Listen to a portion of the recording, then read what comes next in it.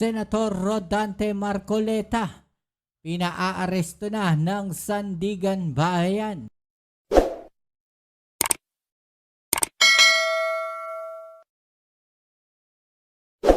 Okay, so ito pag-usapan natin mga kababayan, breaking news dahil ito pong si Senator Rodante Marcoleta ay pinaaresto na po ng Sandigan Bayan sa kasong plunder. Kasama nga po sa pinaaresto ay itong si Mike Defensor at dalawa pa katao mga kababayan. Okay, so yan po yung ating alamin ngayon at pag-uusapan, pero syempre bago ang lahat, please don't forget to subscribe, like, share, comment dyan sa comment section. At ito, alamin natin ang mga latest news updates mga kababayan dyan po sa Sandigan Bayan, na kung saan itong si Senator Rodante Marcoleta ay pinaaresto na po ng Sandigan Bayan. Right? So ito, panoorin natin. Finally, security concerns, never mind that. Okay, that's it. The court has issued, and then the other one, So I'd like to say that the Sandigan Bayan, 3rd Division, composed of Associate Justice myself, Associate Justice Ronald P. Moreno, and Associate Justice Fritz Brian Anthony M. De Los Santos, issued today, July 6, 2026, warrants of arrest and hold departure order in criminal case E-SB-26-CRM-0018 for plunder against Senator Rodante Dizon Marcoleta, Michael Tan Defensor, Joseph Varias Espiritu, and Aristotel Baluyot Veray. The issuance of the warrant of arrest. Yung dalawa katao po mga babae, hindi pa natin alam kung ano itsura, kasi hindi ho pinapakita Si Mike Defensor at saka si Marcoleta lang po yung kilala natin. Signifies only that after evaluating the records, the court found probable cause to believe that the accused committed the offense charged. Probable cause for the issuance of a warrant of arrest exists when the facts and circumstances would lead a reasonably discreet and prudent person to believe that an offense has been committed by the person sought to be arrested. Let me stress, yung warrant of arrest does not constitute a determination of guilt. Hindi pa guilty yan. All the accused continue to enjoy the constitutional presumption of innocence until their guilt is proven beyond reasonable doubt. Again, the court's proceedings are governed solely by the Constitution, the applicable laws, and the evidence properly presented before it. Okay, so ito po yung balita dyan mga kababayan, kaugnay po niyan. Ito po, panoorin natin. Pinaaresto na ng Sandigan Bayan si Senator Rodante Marcoleta kaugnayan sa kasong pandarambok na inihain ng Ombudsman dahil sa hindi niya idineklarang campaign donation. At mula sa Sandigan Bayan, sa Quezon City, may express report si Camille Samonte. Camille, ano bang balita dyan? Nikki, hindi pinagbigyan ng Sandigan Bayan 3rd Division ng mosyon ng kampo ni Senator Rodante Marcoleta at mga kapwa-akusado na ipagpaliban ang paglalabas ng warrant of arrest at suspendihin muna ang pagdinig kaugnay ng kasong plunder na ipalaban sa kanila. Ayon kay Justice Carl Miranda, chair ng 3rd Division, natapos na ang mga magistrado na tukuyin ang probable cause para sa kaso at napagdesisyonan na nila na maglabas na ng warrant of arrest laban kina Marcoleta, kasama rin sa pinaaresto si dating Congressman Mike Defensor at mga negosyante sina Joseph Varias Espiritu at Aristotel Baluyot Veray. Justice Miranda, personal nilang sinuri ang mga dokumento at impormasyon na isinumiti sa kanila ng isang panong ombudsman ng kaso. Pakinggan natin ang bahagi ng kanyang pahayag. Let me stress, yung warrant of arrest does not constitute a determination of guilt. Hindi pa guilty yan. All the accused continue to enjoy the constitutional presumption of innocence until their guilt is proven beyond reasonable doubt. Naglabas na rin ng korte ng hold departure order laban kina Marcoleta. Bago ilabas yung warrant, ay naghain pa ng mosyon ng kampo ni Marcoleta para nga ipabasura ang kaso laban sa senador. Personal siyang dumalo sa pagdinig ng talak itong mosyon. Dito, hiniling ng depensa na... Alam niyo yung motion to quash na yan? Delaying tactics na lang yan mga babayan. Delaying tactics na lang yan. Resolbahin muna itong mosyon bago maglabas ang warrant of arrest. Nakatakda raw kasing dumalo si Marcoleta sa impeachment trial ni VP Sara mamayang hapon sa Senado, pero hindi pumayag ang korte rito dahil noong biyernes napagdesisyonan ito at magkaiba rin ang mga punto na dapat talakayin sa hiwalay na mosyon. Iginitin ng mga magistrado na hindi kasama ang korte at wala raw pakailam ang korte sa mga usaping politika na gagawin sa Senado ukol sa impeachment ng VP. Nikki, sa mga oras nga na ito ay matapos nga i-anunsyo ng mga magistrado na ilalabas na nga na inilabas na nila yung warrant of arrest, ay dumiretso itong si Senator Marcoleta sa Clerk of Court ng 3rd Division at maya-maya dumating na rin ang CIDG dito at titignan pa natin kung wala pa tayong konfirmasyon kung gagawin na ba o ginawa na ba itong booking procedures para nga kay Senator Marcoleta. Samantala, doon naman sa tatlo niyang kapwa-akusado ay wala pa tayong impormasyon kung sila rin ba ay susuko dito sa korte. Pero yung abogado ni Espiritu ang tanging dumalo lamang kanina dito sa pagdinig. Nikki? Yan ang Express Report ni Camille Samonte live. Okay, so yan mga kababayan, no? At yung isang akusado, dumating na po yung abogado, mga kababayan. So ito po, no, yung mga naging statement at mga pahayag netong si Rodante Marcoleta. Pakinggan po natin, mga babayan. Unang-una, pwede ba akong mag-statement muna? Okay. Nakita nyo naman, ako, kagaya ng sinabi ko sa inyo noon pa, palagi tayong nagpapasakop sa batas. Lahat ng umiiral na tuntunin at mga batas ng ating bansa, kailangan natin igalang. Lahat daw ng umiiral na batas at tuntunin ng ating bansa, dapat natin igalang. Ito ang tanong, bakit ka nandiyan dyan ngayon, Senator Marcoleta? Bakit ka may kasong plunder ngayon? No? Kung iginagalang mo yung proseso ng batas. Diba? Ibig sabihin, ikaw mismo, hindi mo ginalang, hindi mo nirespeto.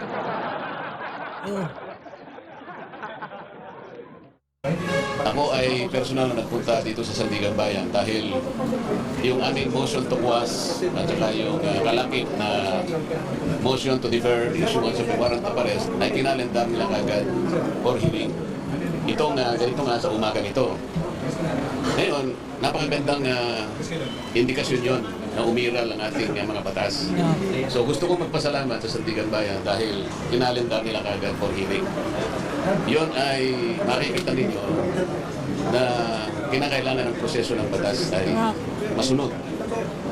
So, ang sabi ng Sandigan Bayan, meron na silang determination of probable cause. Kaya sila nag-issue ng warrant of arrest. Igalang natin yun. Kaya meron naman kaming motion to quash, pinagbigyan naman yun. At alam ko naman yun ay bibigyan taan pa rin. Ibig sabihin, ipoproseso pa rin ang aming motion. Dahil, siyempre kami naman, meron kaming ibang pananaw doon sa asuntong ipinal sa amin. So ang aking mga abogado ay gumawa rin ng paraan para sa ganon, ay counter naman yung asunto. Yun ang ibig sabihin ng motion to quash. Yan ay pagbibigyan tayo ng Sandigan Bayan. Kaya lang kailangan dumaan sa proseso. At nauna na nag-determine na nga yung probable cause, kaya nag-issue na po sila ng warrant of arrest. Senator, to clarify, surrender po, hindi po arrested. Arrested, Senator? Surrender, arrested po. Hindi, pagpunta ko rito, inaasahan ko na lahat ng mga proseso gagawin ng korte.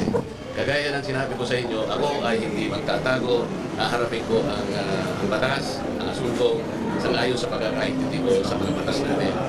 Kaya kailangan pong dumaan ng proseso. Kasama na po yung pagpunta ko rito, yung hangarin po na kung i-serve po nila yung warrant of arrest, tatanggapin ko. Katulad ng nararamdaman ninyo siguro. Message to the INC po. Hindi mo pwedeng sabihin kung ano yung nararamdaman nila eh. Nararamdaman mo katulad ng nararamdaman din nila. Hindi ganon. Ano ba yun? Hindi mo naman alam kung ano nararamdaman ng mga tao dyan. Baka mamaya may natutuwa dyan. Nakulong ka. Mamaya may natutuwa dyan, especially yung mga taga-ABS-CBN. Oh. Sir, narinig pa ba sa kamp namin si Senator?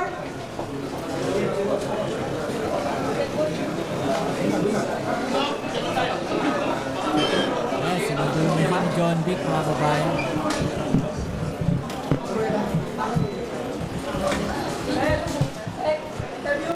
Ito. Ayan na.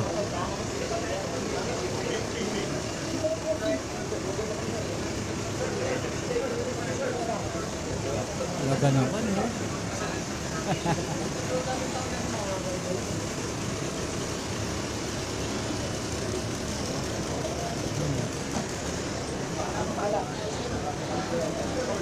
Grabe.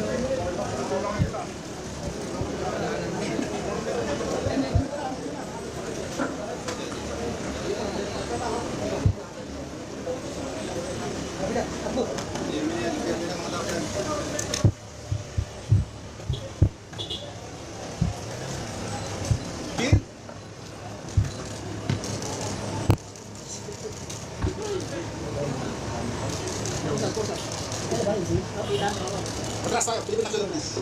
Sorry, please. Kababa. Flying kiss pa eh. Mike? Mike. Sorry, official. Alright, so yan, no? So ito pakinggan uli natin mga babayan, no? Kung ano nga ba yung paliwanag dyan po sa kaso na yan ni Senator Rodante Marcoleta para mas maliwanagan po tayo mula po sa isang batikang abogado. Okay, so ito po yan. Pag-usapan natin ang issue niyan kasama ang dating Dean ng FEU Institute of Law, si Attorney Mel Santamaria. Magandang hapon po, Attorney Mel, at welcome back sa Arangkada Balita. Magandang hapon sa iyo, Jack, at sa inyong mga tagapakinig, tagapanood. Magandang hapon sa inyo. Mabuhay po kayo lahat. Yes, mabuhay kayo, Attorney Mel. Attorney Mel, ganito, no, marami pa rin yung naguguluhan or sadyang ayaw talaga intindihin, no? Kasi nga yung narrative na sinasabi, pag plunder daw, ay, ba't daw naging plunder yung kaso? Hindi naman public funds ang involved. Well, kung tatandaan natin yung plunder case ni President Erap nung na-convict siya, ang mga pera doon, weteng money. Di ba? Hindi rin na public kung hindi mga pera galing sa private, sugal money lang nga. Pero kasi ang nasa batas ganito. Ano ba ang plunder? Ang plunder ay ginawa o kilos ng mga public official at mga kasabwat nito na nagtipon sila, nag-imbak at nag-acquire ng mga nakaw yaman sa pamamagitan ng mga kombinasyon na kilos kriminal at nakapagkamal sila ng at least 50 million pesos. So ang punto doon, kilos kriminal. So ano yung kilos na kriminal na dapat mapatunayan na ginawang in combination or series, no? Iyon yung sinasabi ngayon doon sa kaso ni Marcoleta na pagbibigay ng 3 beses na donasyon, no? Yung 30 million, yung 25 million at yung 20 million na hindi naman dineklara sa SOSE at saka sa SALN. At napakalaki, ginawa yan noong January 2025. Ang unang sabi, campaign funds yan. Kaya lang nga, biglang nagbayad ng donor's tax noong December 2025. Kasi, tandaan natin, Jack, basta campaign funds yan, yan ay tax exempt. Hindi mo binabayaran ng tax. Ngayon, sapagkat dinimanda noon si Marcoleta ng violation na hindi pagpapile ng SOSE, ang sabi ng COMELEC, sapagkat ibinigay yung pera bago mag-campaign, hindi itinuturing na campaign funds. So may dilema ngayon. Kung hindi campaign funds yun, di private funds yun. So nagbayad sila ng donor's tax noong December 2025. Kaya lang, napakalaki. 30 million, 25 million at 20 million. Papasok ngayon ang batas ng Presidential Decree 46. Ang sabi naman ng Presidential Decree number 46, kung sino mang lingkod bayan ang tumanggap o pribadong individual na nagbigay ng gift, regalo, handog, present o anumang bagay na may halaga, kasama na nga dyan ang mga Christmas gift. Yung akala niya mga kababayan, lusot na siya pero hindi pa pala. Mukhang nakakalimutan ito ni Senator Marcoleta na mayroon palang ganong batas mga kababayan. Binigay dahil may posisyon ang tao sa gobyerno, mananagot under bribery or indirect bribery sa under Presidential Decree 46. So ilang sinasabi ng Ombudsman na yung 3 pagbibigay ng mga milyon-milyon na iyon, bakit hindi iniligay sa SOSE at hindi rin iniligay sa SALN at therefore isang pataguyon na nagpapahiwatig lang na lumaki ang yaman niya. At papasok naman dyan yung ating Republic Act 1379.